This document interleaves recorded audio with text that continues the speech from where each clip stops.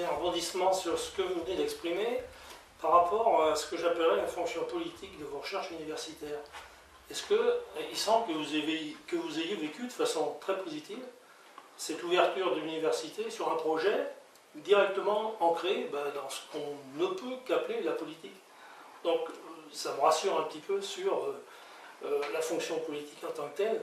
Donc c'est plus un constat qu'une question finalement. Mais la deuxième, c'est bien une question. On va présenter cette causerie de haute tenue à un large public, donc on va aussi contribuer à la vulgarisation. Je voulais savoir la place qu'a pu occuper Internet dans votre propre parcours. Est-ce que ça a été un accélérateur de recherche? Est-ce que c'est un frein à la qualité? Comment les universitaires que vous êtes se situent par rapport à ça? Ben, écoutez, Internet est vital pour la recherche aujourd'hui. C'est absolument impensable de travailler sans une liaison Internet au débit, enfin au débit, aussi haut débit que possible. On a actuellement une explosion à tous les niveaux du travail qu'on fait. Depuis la collaboration, on travaille à plusieurs sur un même thème, une publication. On peut être aux quatre coins de la planète sans aucun souci. Il y a un collègue qui est, je sais pas, à une conférence, un collègue qu'on voit durant l'année au laboratoire, il peut être à un moment donné en conférence à Honolulu ou je ne sais où. Ouais. On est en train de finir un article, Internet nous permet de le faire et de ne pas attendre 3 semaines qu'il soit rentré. Bien sûr. Donc ça c'est la production immédiate. Après il y a toute l'activité de bibliographie au sens large qu'on ne peut plus faire autrement que par Internet, à commencer par le fait que les crédits ayant diminué, on n'a plus de bouquins ou de revues dans les bibliothèques. Donc, qu'on le veuille ou non, on est bien obligé d'aller les chercher sur Internet. Et c'est devenu tellement pratique que même si on a la revue à la bibliothèque, on a plus vite fait de la trouver sur son ordinateur. Donc ça, c'est absolument un outil fantastique. D'autre part, d'une façon plus générale, on accède à des bases de données. Par exemple, j'évoquais la tâche de comparer la chaîne des puits à d'autres sites de par le monde. Il est clair qu'il faut qu'on regarder les cartes, les photos aériennes du monde entier. Il faut accéder à des observatoires qui sont à l'autre bout de la planète, des observatoires volcanologiques qui n'ont pas nécessairement publié, ce n'est pas des revues, mais c'est chez eux. Il faut aller voir leurs mesures, il faut aller voir qui sont enregistrées, qui sont mises à disposition sur Internet et qui permettent de regarder et de travailler avec leurs propres données. Donc Internet, c'est pas compliqué. Moi, je suis connecté en permanence. Quand je travaille, je suis connecté en permanence au niveau. Bon. Et alors ça, c'est pour, je dirais, récupérer de l'information, travailler avec ça, mais également les courriers électroniques, il n'y a plus que ça. Il n'y a plus que ça. Comment dire, il y a... Alors après, selon la jeunesse de l'individu, il y en a qui utilisent les smartphones, les machins, Facebook, enfin je sais pas quoi, les SMS, etc.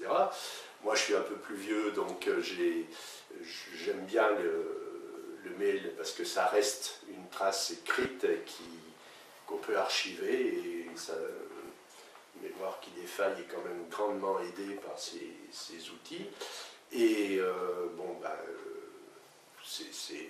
je dis pas, on écrit beaucoup plus de courriers électroniques que je n'ai jamais fait de courrier écrit sur papier de toute ma carrière. En une année, je dois gérer plusieurs milliers de courriers électroniques, alors que j'ai dû faire peut-être 1000 lettres dans toute ma carrière. Enfin, j'exagère, c'est pas comparable, quoi. C'est pas comparable.